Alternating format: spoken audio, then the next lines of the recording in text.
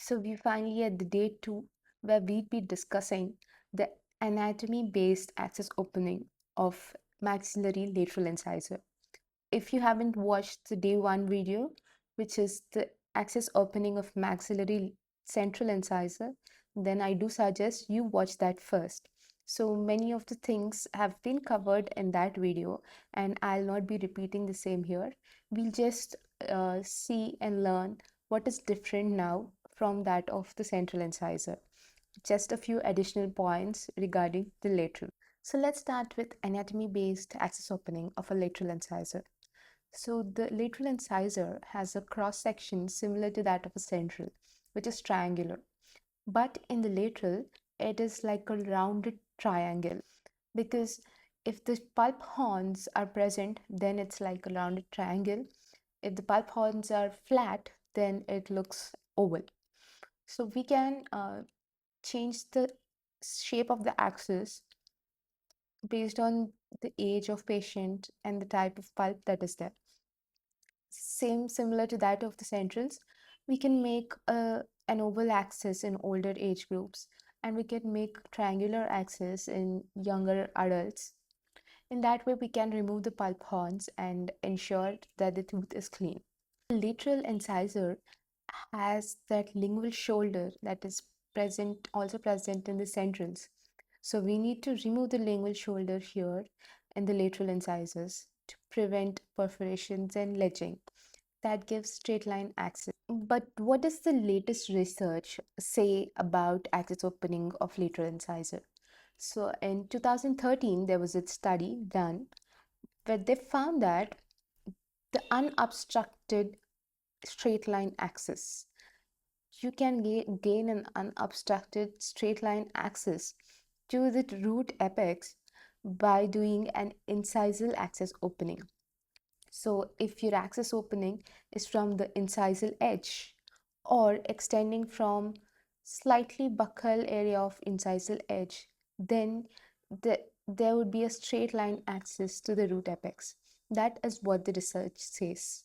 But as we've discussed before, if you have to make an incisal edge access opening, or if you want to make conservative constricted access, make sure you have good magnification and good irrigation protocol. As we enter the root of lateral incisor, the cross section changes to round, and it's almost round throughout the root canal. So there's an important thing to remember that the root of lateral incisor usually terminates in a small curve. It's either distal or lingual. So there's a slight distal or lingual bend of the root. If you think it's an anterior tooth, and we can do it easily. So if you go in directly with a bigger size file, then you would be causing ledge, a perforation, or instrument separation at this curvature. So it's always preferred to use a 10 size K file, create a glide path, and it's only then that you should go in with bigger sizes or rotary instrumentation. And more often than not, you see that when you place the file, it it stops short of apex. It's 1 or 2 mm short of the apex, and it won't go further even if you try to instrument it. So in such cases, especially, you can pre-curve the file a little and try to negotiate it more in the distal and palatal aspects, so that if there is a curvature which is not visible in your IOPA, you can still negotiate it with this pre-curved file. And also, Mizutani et al. Have found that the apical foramen is slightly displaced distal lingually. So you're more likely to get that curvature in the distal lingual direction.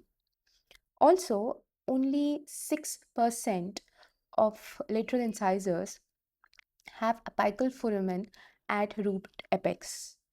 So it's similar as that of central incisor. That means if your GP is going straight, if your file is going straight, now there's a 94% chance that you have gone beyond the apical foramen and you created an apical transportation.